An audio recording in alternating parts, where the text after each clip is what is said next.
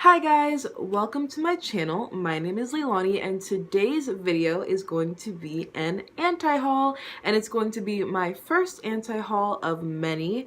And yeah, that was a very short introduction to the video, but that's pretty much just what it is. It's an anti-haul.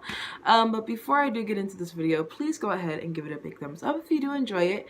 Go ahead and comment down below what products you don't want to buy. If you disagree with me, what products you do want to buy of the products that I mentioned, anything like that, go ahead and comment that down below, and go ahead and subscribe to my channel. I post every single Wednesday and every single Friday. So yeah, without further ado, let me just go ahead and start ranting about products that I will not buy. Let's get started. Alright, so I'm just going to be looking on Trendmood and seeing what products I don't want to get. Trendmood obviously is the hub of all new makeup releases, so I'm just going to be using Trendmood. So the first product that I'm going to be talking about is the Natasha Denona Biba palette. I don't know how you pronounce it, but it's pretty much just a warm neutral palette. And I thought that warm neutrals were out of season, they were out of style. I'm sorry, but I thought that we were kind of over the warm neutral phase. Am I the only one that thinks that we were over that? I thought that we were over that. I don't know. I am not the biggest fan of warm neutral palettes. I just I like color. Color is just so much fun to play with, and you can only make so many shades of brown. It's just so many shades of brown and gray and black. I can't. I obviously really like color, and it's just a bunch of brown and some shimmer shades. And on top of that, I just would never buy Natasha Denona. Honestly, I just couldn't see myself paying $129 for 15 eyeshadows. Just never in life. You could get the same palette probably from Makeup Revolution for $7. That's too much money. I don't know why they make it so expensive. I don't think that any makeup is worth $129 unless it literally makes you look like Beyonce, and I know that this does not do that, so it's a hard pass for me. The next product that I am not interested in buying whatsoever is the Stila Cosmetics the buff powder spray. It says right here that the buff powder spray is a loose setting powder spray that feels like spun silk on skin, instantly blurs imperfections and sets makeup, while skin loving, oil absorbing ingredients mattify skin without making it look dry. And they're $30 each, and there's 3 shades.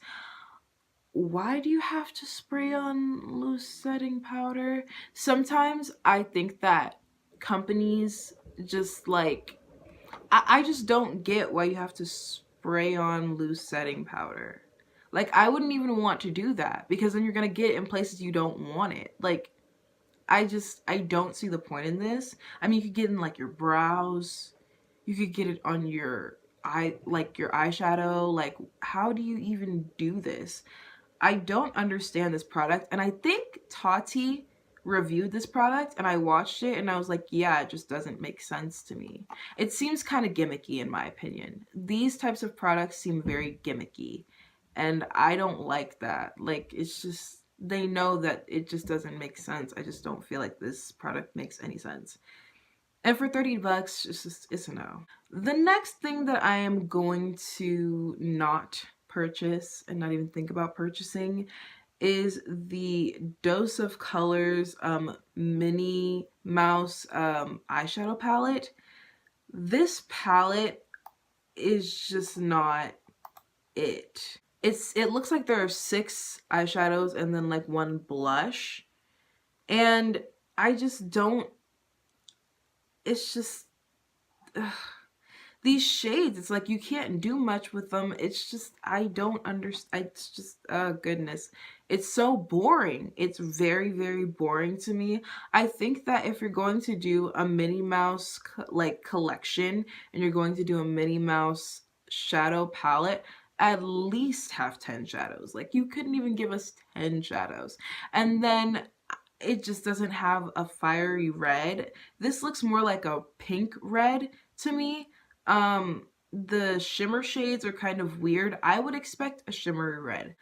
I would expect a real pop of like fiery, fun shades, and I don't get that. I get kind of muted tones, and it's just, I'm not into this palette, and I honestly think that they didn't put much thought into it, which makes me upset and makes me feel like this is just a gimmick, you know, just to appeal to the diehard Disney fans. But if you're a diehard Disney fan, please don't waste your money. There's going to be another Minnie Mouse palette coming out by some other brand or something. Get that one, because this one isn't good. So the next product that I will not be purchasing, and I actually won't be purchasing this whole collection, is the Zodiac Aries palette. I won't be purchasing any of this collection. I think that the zodiac signs are just dumb, in my opinion. I'm sorry, not sorry. I don't believe in zodiacs. I believe in God. So let's just cut that out right now. But as far as this palette goes, if it wasn't a zodiac palette and it was just this palette, like just the inside of it, I don't find it, it's just not appealing to me. I don't really like square rectangular pans because it's hard to get your brush in there sometimes. And I overall just think that this palette, this specific one, it's just not my taste. These shades are just like, what are you supposed to do with these shades? Like, I mean, you can of course do something with these shades. I could do something obviously with these shades, but I would like something better. It's just not appealing to me at all. It's a neutral palette pretty much, and it's just a no. It's a hard pass for me.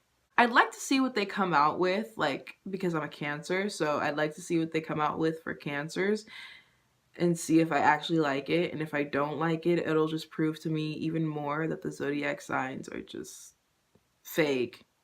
All right, so the next palette that I'm going to have a hard pass on is this MAC Rose Gilded palette that has 10 shades, 3 different finishes, all that good stuff. Honestly, this palette is beautiful. I'm not even gonna lie to you, but my thing is, why get something that you know is going to be overpriced when you can get something that isn't overpriced? And I have palettes that have these shades, and I just feel like, you know, with these high-end brands, you either have to have an amazing formula that warrants it being super overpriced, or like amazing shades that you don't see in other lower end brands. So like for me, I don't feel like MAC will have the most amazing eyeshadow formula that will warrant me paying that much money for it. You get what I'm saying? This palette is beautiful, but it's not something that I'm like, I have to have that because of this shade and this shade and this shade. The only shade that stands out to me is that like yellow goldish shade. That's a beautiful shade, but I actually do have that in my collection already. I have a shade like that in my collection already. So it's kind of like, why would I spend this much when I can spend way less and have the same shades and a formula that's that I at least like? It doesn't have to be the best, but if I like the formula enough, what does it matter? You know what I'm saying? So this is a pass for me. So this next product is a Kat Von D product. So Kat Von D is coming out with a new mascara. It's called Go Big or Go Home. And honestly, I don't support Kat Von D, not because she doesn't vaccinate her kid. Honestly, that's not the reason why I don't support her. I don't support her because she's been, first of all, she's married to a Satanist. That's why I don't support her. You know what? That's all I have to say. She's married to a Satanist, so I'm just not supportive of her whatsoever. Or what, I think he's like Luciferian or something. He's a Satanist. He worships the devil. Not into it. And if you're married to him, you're just as bad, in my opinion. So yeah, I'm just not gonna support her because of that. But even if she wasn't married to a devil worshiper, I don't really like Kat Von D's whole vibe. It's too, I don't know, there's something about it that's just too dark for me. And I mean, the mascara looks okay. It's just like, mm, yeah, I just don't want it because it's Kat Von D. The next product that I am not going to be buying is from Fenty Beauty, and it's the Body Lavas. And honestly, I won't be buying any Body Lavas. I just don't like the idea of having like all this shimmery, like potentially sticky stuff on me just to shimmer. Like, I don't really care if my shoulder shimmers. Like, I can just sweat and it'll have basically the same effect. So, no thank you. So, the next product that I will not be purchasing, I won't even think about purchasing this to be honest, is this Too Faced Natural Lust eyeshadow palette. This palette has, let me just count, 1, 2, 3, 4, 5. 1, 2, 3, 4, 5, 6. It has 30 shadows in it, which is, that's a lot of shadows, and it's $59.30. So for Too Faced to have 30 shadows in a palette and it be $59.30, that's actually a decent price.